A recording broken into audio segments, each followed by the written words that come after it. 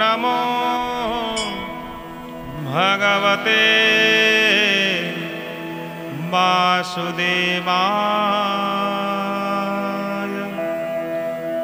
ओम नमो भगवते पुरुषोत्तमाय।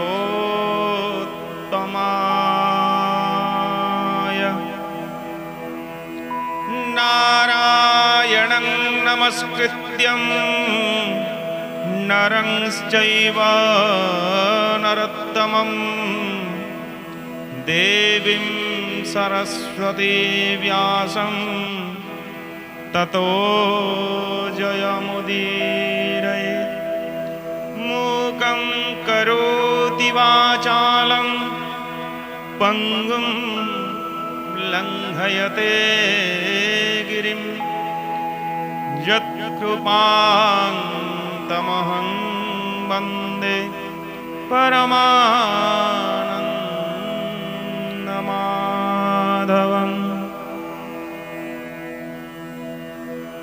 नमस्कार दर्शक बंधु, आसंतु से महापुराण महाज्ञान भागवत पाठ आरंभ करिबा। आज आम्भे माने धारावाहिक भावे श्रीमद्भागवत में पाठ करुछु। मोर आशा आपण माने नित्य श्रवण करुथिबे। आम घर भागवत टुंगी रे एही यूट्यूब चैनल माध्यम रे तेबे आसंतु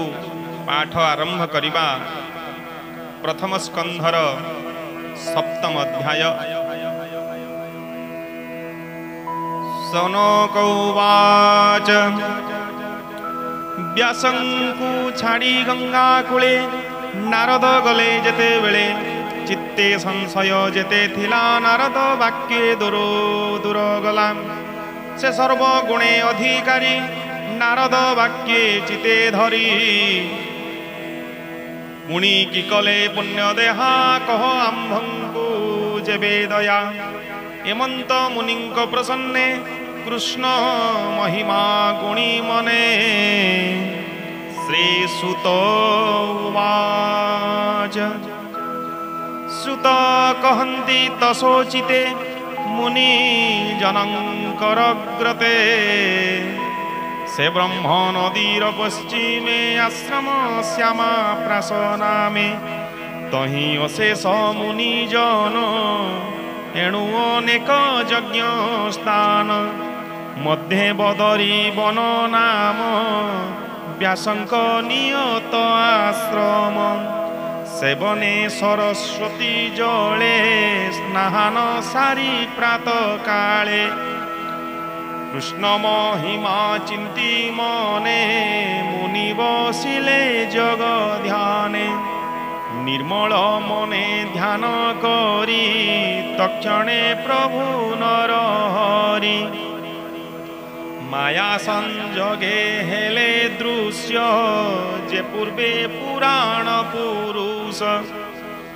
जे माया त्रिगुणे जड़ित अज्ञाने जीव मोहग्रस्त। असत्य सत्य प्राये मणे आत्मार गति न प्रमाणे। ताहांकु उद्धरिबा अर्थे श्रीकृष्ण भक्ति जगपथे। रचिले एमंत वाणी जीवतरे जहा शुणी। भक्ति कले कृष्ण पादे न पड़े लोक मोहबादे। संगीता करी हरिवाणी शोधन करी ताकु पुणी। स्वभावे ताकु निज सुते हरसे देले भागवते। विशेष गोविंद प्रसन्ने माया न लागे जार मने। हेमंत सत्य वाक्य शुणी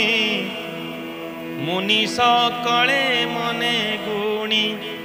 मन संशय खेद बही कहती सुत मुख चाही सोनक उवाच माया न लागे जार चिते कि प्रयोजन तार ग्रंथे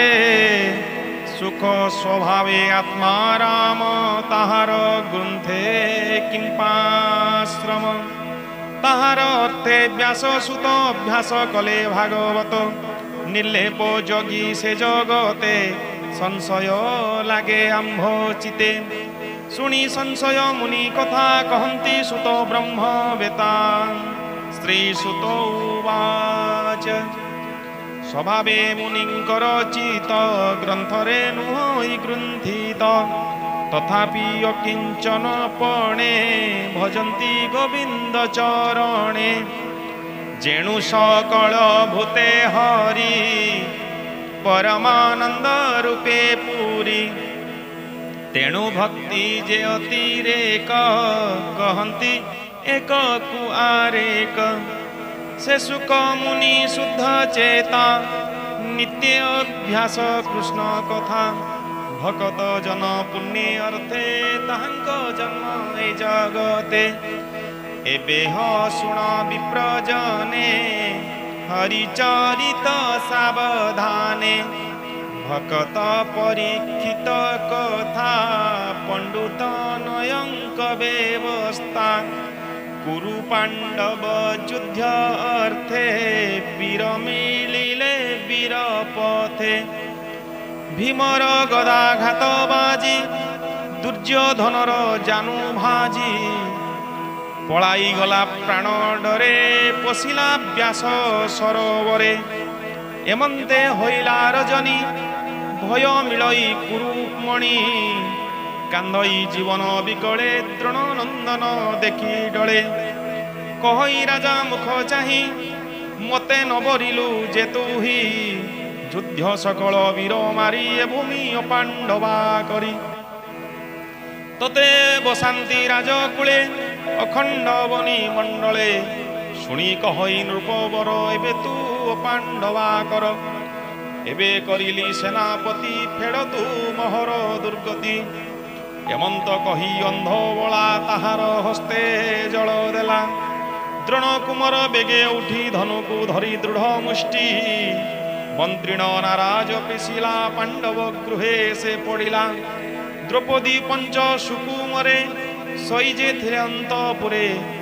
पड़ी काटिला तांक शिर शबद कला मह घर शुणी कंपिले दिगपाल पुरिला भूमि अंतराल अति अनीति कर्म कला विधाता बले दृढ़बला द्रौपदी शयन उपेक्षी पुत्र मरण देखी दुखी विकल करई रदन तापासे थिला जे अर्जुन अनेक शांत वाक्य कही कहे द्रौपदी मुख चाही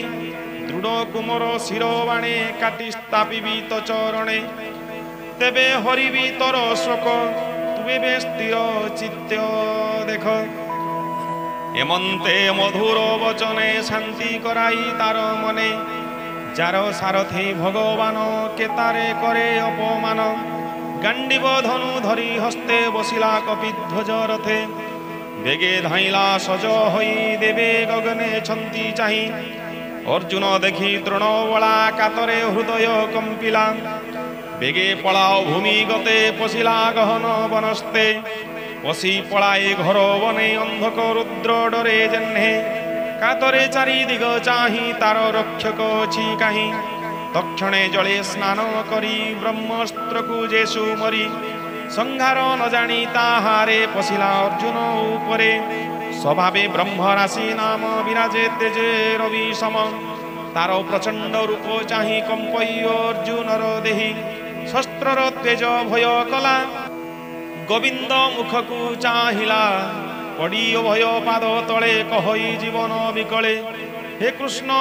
कृष्ण जोगेश्वर शरण जनक सदर संसार दुर्जन दहन भय करती तते जन ଯାହାଙ୍କୁ ଦେଉ ମୋକ୍ଷ ଗତି ଅଭୟ ବ୍ରହ୍ମ ସେ ପସନ୍ଦି ଆଦି ପୁରୁଷ ନିରଞ୍ଜନ ପ୍ରକୃତି ପରେ ତୁ କାରଣ ଏ জীব লোকে তর মায়া তুটই যারে করু দয়া এ যে তহর অবতার খণ্ডিব নিরভার তর শরণ যে পোষই সংসার তাকু ন লাগই এণু তহর গতি মোহি তমায়া বলে ন জানই এ যে ধামই ব্রহ্মস্বর তেজ আচ্ছাদি তিনি পুর স্বভাবে প্রচণ্ড দারুণ দেখ কম্পই মোর প্রাণ কহ কি করিবি গোসাই তবিনু অন্য গতি নাহি অর্জুন বাক্য শুনি হসি কহন্তি প্রভু ব্রহ্ম রাশি শ্রী ভগবান উবাচ জীবন ডরে দ্রোণ বলা অতি মানুষ কর্ম কলা মন্ত্র জানই সংহারে বেগে পশিলা প্রাণ ডরে ଏହା ନିବାରେ ଶସ୍ତ୍ର ନାହିଁ କେହି ନ ଜାଣେ ଦେହ ବହି ତୁଜେ ସକଳ ମନ୍ତ୍ର ଜାଣୁ ଚଞ୍ଚଳ ଚିତ୍ତେ ନ ପ୍ରମାଣୁ ଶ୍ରୀ ସୁତ ଉବାଚ ଶୁଣି ଗୋବିନ୍ଦ ମୁଖବାଣୀ ଅର୍ଜୁନ ମନେ ମନେ ଗୁଣି ତକ୍ଷଣେ ଆଚ ମନ ସାରି ମନେ ସୁମରି ନର ହରି ଦ୍ରୋଣଙ୍କ ତହୁଁ ଅଛି ଜାଣି ଭାବେ କହିଲେ ଚକ୍ରପାଣି ବ୍ରହ୍ମସରକୁ ବ୍ରହ୍ମସର ଶୂନ୍ୟେ ପେଶିଲା ବୀରବର ଗଗନ ମାର୍ଗେ ବେନିସରେ ଭୂମି ଆକାଶ ଅଭ୍ୟନ୍ତରେ ଅର୍କ ନଳ ପ୍ରାୟ ଦିଶି ବଢ଼ିଲା ଦଶ ଦିଗଗ୍ରାସୀ ସେବେନି ଶସ୍ତ୍ର ତେଜ ରାଶି ପ୍ରଳୟାନଳ ପ୍ରାୟ ଦିଶି ଦହିଲା ପ୍ରାୟ ତିନି ଭୁବନ ତା ଦେଖି ଚକିତ ଅର୍ଜୁନ କୃଷ୍ଣ କହିଲେ ଶୁଣ ବୀର ଶସ୍ତ୍ରେ ଶସ୍ତ୍ରକୁ ସଂହାର ଯହୁଁ କହିଲେ ଚକ୍ରପାଣି ତକ୍ଷଣେ ସଂହାରିଲେ ଆଣି ରଥୁ ଓହ୍ଲାଇ ମହାର ସେ ଧଇଲେ ଅଶ୍ୱସ୍ତମା କେଶେ ପ୍ରଚଣ୍ଡ ରୂପ ଶିର ଝୁଣି ଆକର୍ଷି ପାତିଲା ଧରଣୀ କର ଚରଣ ତନୁ ଛଦେ ବେଗେ ବାନ୍ଧିଲା ମାଲ ବନ୍ଧେ ଚରଣ ପାଶକୁ ସୁମରି ପଶୁକୁ ପ୍ରାୟ ବନ୍ଦୀ କରି ରଥ ଦଣ୍ଡରେ ବାନ୍ଧି ଆଣି ଦେଖି କହନ୍ତି ଚକ୍ରପାଣି ଏ ବ୍ରହ୍ମ ବନ୍ଧୁ ବ୍ରହ୍ମଦେ ଦ୍ରୋହୀ ଏହାକୁ ଦଣ୍ଡେ ହେ ନଥାଇ ମନେ ତୁ ଅନ୍ୟ ନ ବିଚାର ବେଗେ ହାର ପ୍ରାଣ ହର ନିର୍ଦ୍ଦୋଷ ବାଳକ ଶୟନେ ଥିଲେ ଯେ ମୁଦ୍ରିତ ଲୋଚନେ ନାଶ କଲା ତାଙ୍କ ପ୍ରାଣ ଏବେ କହିବା ପାର୍ଥ ଶୁଣ ମତ ପ୍ରମତ୍ତ ଉନ୍ମତ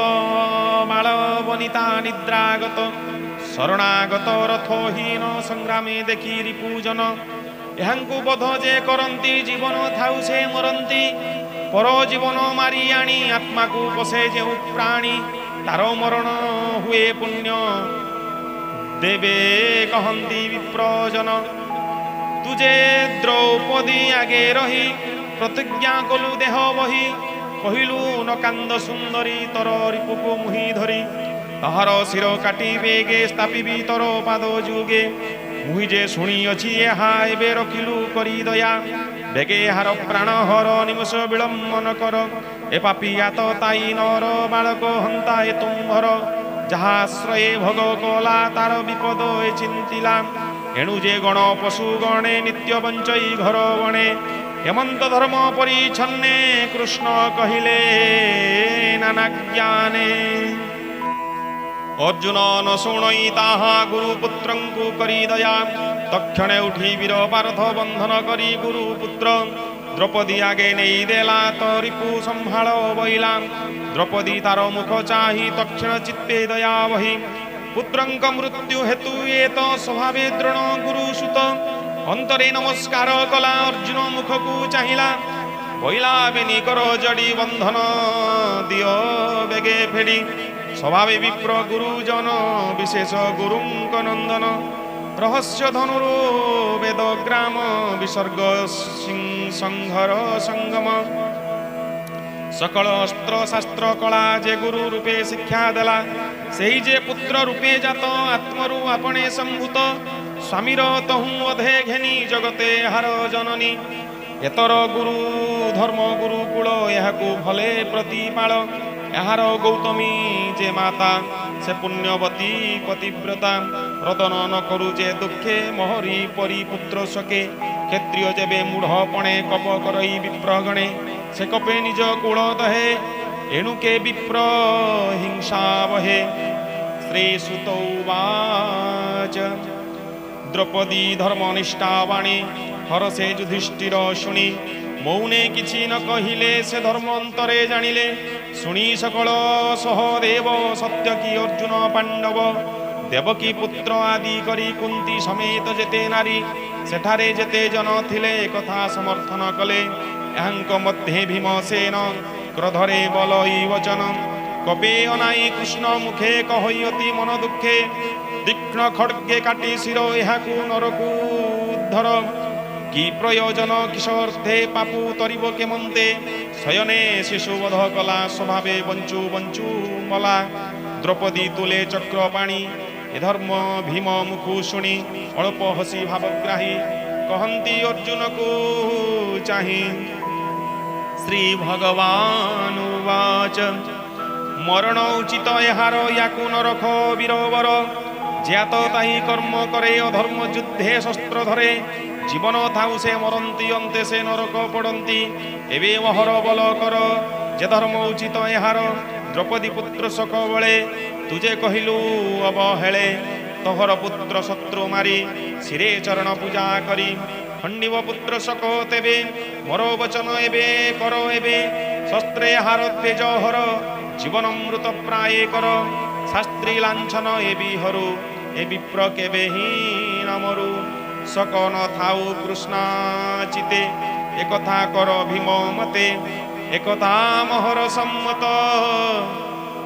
शुणी अर्जुन कृतकृत्य दक्षिण उठी कप भरे तीक्ष्ण खड्ग घेनी करे केश धइला बाम हस्ते मणि एथिला तार माथे खड्ग जे घेनी दृढ़ मुष्टि मणि सहिते शिखा काटी आनी स्थापिला बाहु बले द्रौपदी देवी पाद तले दक्षिणे बंधन फेडिला द्रौपदी ता मुख चाहिला बालक हत्या दशे छन्न मलिन दिशे ता बदन मणि हरणे तेज गला नगरु बेगे पलाइला बेश विदे विदे विवेश करी हरि ताकू बाहार देशु करी ब्राह्मण प्राणे ही मते मरण लभंती जीवंते द्रोण कुमरे शास्ति देई ज्ञाति बांधव रुंड होई सर्वे आकुल पुत्र सके बालक घेनी एको एके दहन कले दुख मने बेह शुण मुनि जने सुजन हिते भागवत ध्याई रसमय गीत प्रथम स्कंध भागवते सुजन जनकर हिते अमृत कृष्णर चरित कहई विप्र जगन्नाथ कहई विप्र जगन्नाथ। इति श्री मद्भागवते महापुराणे पारमहंस्यां संहितायां वैयासिक्यां प्रथमस्कन्धे द्रोणीदण्डे नाम सप्तमोऽध्यायः। हरिः ओम्। भीमस्यापि रणे भंग मुनिरपि मतिभ्रमा जदि शुद्धं अशुद्धं वा मम दशो न विद्यते। ॐ नमो भगवते वासुदेवाय। ॐ नमो भगवते पुरुषोत्तमाय।